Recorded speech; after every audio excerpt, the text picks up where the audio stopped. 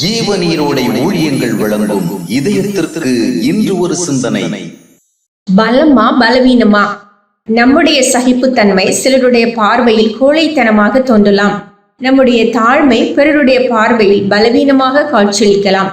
நம்முடைய பொறுமை மற்றவர்களின் கண்களுக்கு நம்மை ஏதும் செய்ய இயலாதவர்கள் என பார்க்க வைக்கலாம்.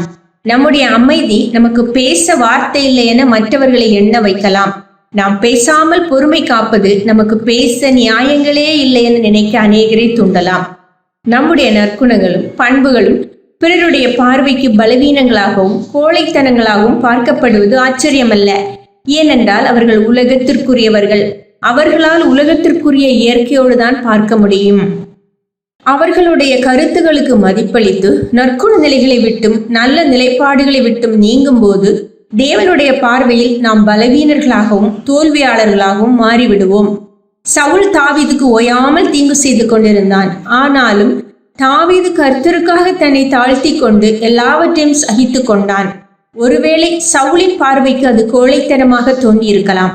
ஆனால் தேவனின் பார்வையில் தீமைக்கு தீமை செய்யாமல் தன்னை காத்த நிலை ஒரு பெரிய மனவலிமையின் பிரதிபலிப்பு. சீமேயி தாவீதை தூஷித்து கல்லையும் மண்ணையும் அவன் மேல் வீசிய போது தாவீது அமைதி இழக்கவில்லை. ஒருவேளை சீமேயிக்கு அது தாவீதின் பலவீனமாக தோன்றியிருக்கலாம். ஆனால் அது ஒரு சாந்த குணத்தின் வெளிப்பாடு. சிலுவையில் இயேசு தொங்கிய போது அநேகர் அவரை பரிகாசம் செய்து, நீ தேவனுடைய குமாரனானால் இறங்கி வா என்றனர்.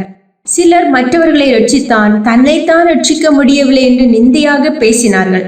அவர்கள் அவரை பலவீனராகவும் கோழையாகவும் பார்த்தனர். ஆயினும் அவர்களுடைய பார்வையை குறித்து அவர் கவலைப்படவில்லை. அவர் தம்முடைய குறிக்கோளில் உறுதியாய் இருந்தார். ஏனென்றால் உலகத்தின் பார்வைக்கு வித்தியாசமாக தோன்றுவது ஆச்சரியமானதல்ல. ஆனால் தேவனுடைய பலவீனம் என்பது மனுஷருடைய பலத்திலும் அதிக பலமாயிருக்கின்றது. நம்மை உலகம் எப்படி பார்க்கிறது என்பது முக்கியமல்ல.